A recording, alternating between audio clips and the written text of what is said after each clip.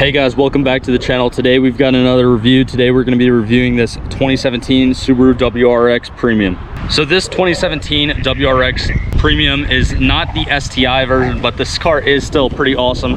And it's actually the first WRX that I'm actually getting a chance to review on the channel. I've been wanting to do a video on one of these cars for a while now, and I do really like how this one is kind of done up on the exterior. In the front here you can see the Subi Speed headlights as well as the STI front lip, and also in the rear the owner also does have the Subi Speed taillights as well as a third brake light, and just a little things like the different, like the black and red badges and like little kind of carbon accents around the exterior of the car.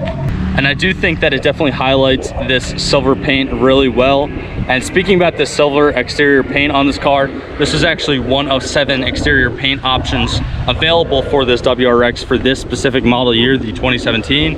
And moving on to the wheel setup, the owner actually does have 18-inch gold RPF ones on this car, and they are wrapped in a 235s by 40s by 18 all season tires all the way around. It's not like a staggered setup or anything like that. And for the most part, this car isn't like crazy modified. It's just slightly modified, but it's definitely done tastefully. And the owner did definitely put a decent amount of effort into the engine and drivetrain as well, which is definitely something that I respect. All right guys, so now we have the hood popped on this 2017 Subaru WRX Premium, and you can see the 2-liter double overhead cam, 4 valve per cylinder, single turbo flat 4-cylinder engine. And from factory, this engine does make 268 horsepower right at 5,600 RPMs, as well as 258 foot-pounds of torque at 2,000 RPMs.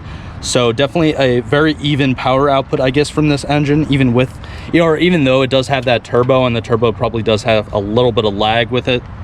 But as far as mechanical mods for this specific Subaru, I'm sure some Subaru heads out there probably already see some of the stuff, but I'm just going to go down the full list of mods that the owner has done to this car.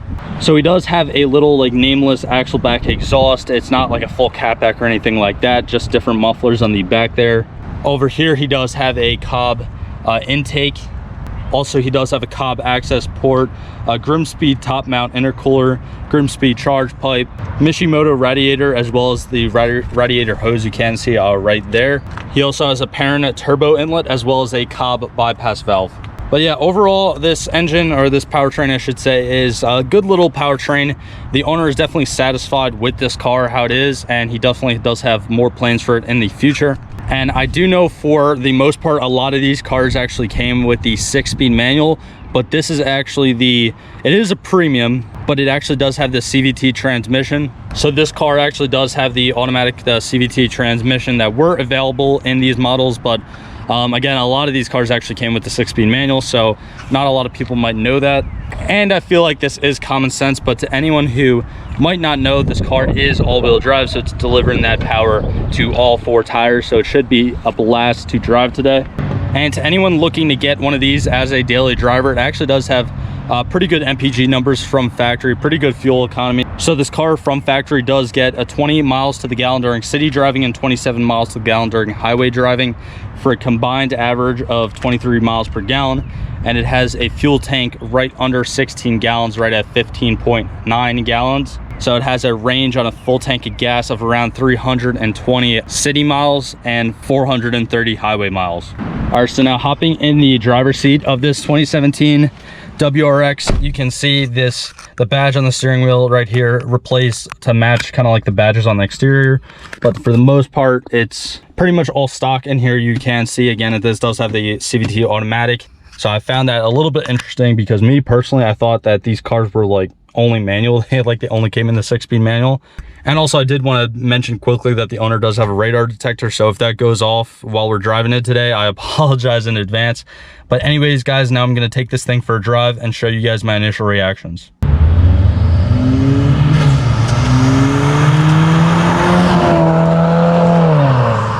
All right guys, so now we're actually driving this 2017 WRX.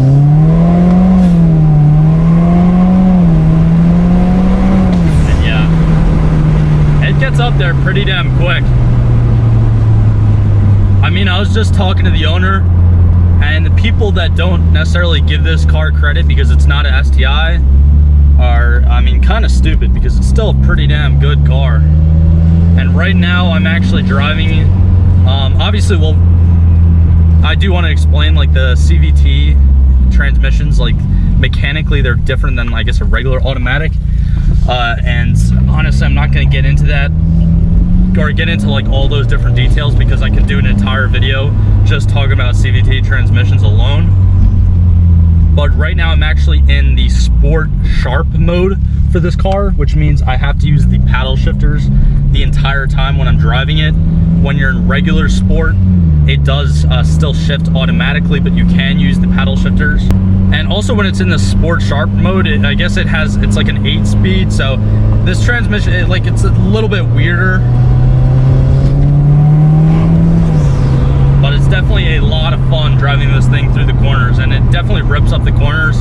Obviously all-wheel drive, independent suspension all the way around.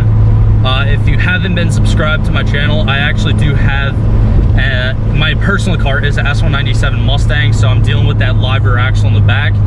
So whenever I drive something that is independent suspension in the rear or all-wheel drive, I just feel a lot more stable compared to my car, and this car is both, so it definitely feels great in the corners. And now I'm gonna hit it in this little straightaway here.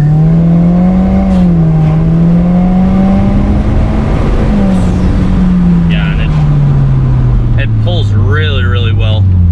And I actually don't think I mentioned this in the walk around.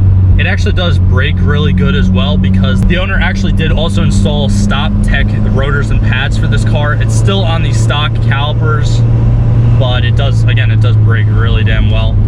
And that's something that a lot of people might overlook. They're just going for power, and that fucking blow up. Dude, I love driving turbo cars because you get all the different turbo noises. Again, something completely different than my naturally aspirated Mustang. And it definitely is very, very enjoyable to drive for sure. So now something that's kind of interesting, I took it out of sport sharp mode and now it's in sport mode.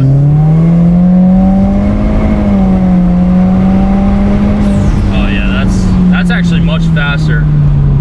That's something that's kind of odd, because when you're in sport mode, pretty much sport sharp compared to sport mode, sport sharp you have to basically shift it like the entire time.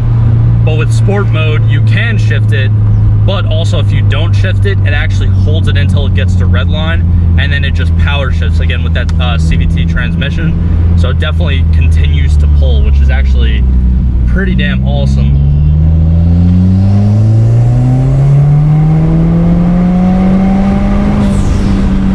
Yeah, and just right there, I mean, that was 60 miles per hour right there, and then I had to get right back on the brakes.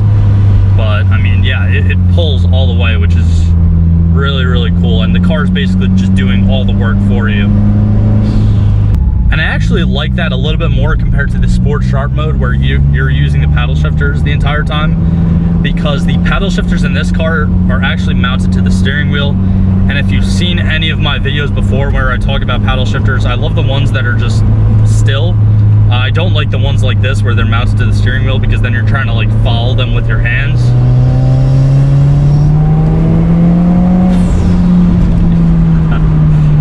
Yeah, the blow-up valve sounds amazing. You don't really get a lot of turbo flutter, but the blow-up valve is very, very loud in this car, which is awesome.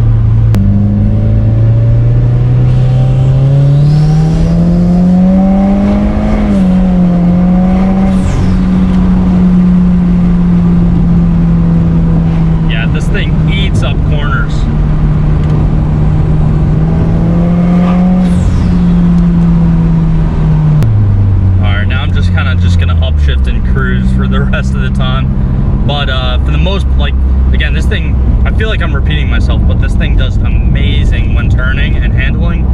I think, again, just the combination with the better pads and rotors, as well as, again, independent suspension in the rear, as well as, of course, this car is all-wheel drive, so it definitely is a lot of fun when taking corners at a higher rate of speed. And now putting this car back into, I guess, regular drive mode and taking sport mode off, which is actually kind of awkward because the sport buttons for sport sharp as well as sport mode are on the steering wheel. But putting it back into drive without sport mode and just cruising along, And even rolling up these windows, this car can be a very, very practical, like, daily driver.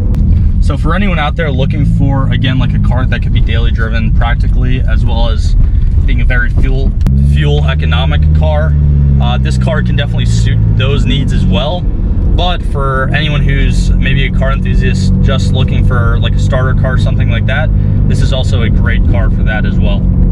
So anyways, guys, that's pretty much just gonna be it for today's video.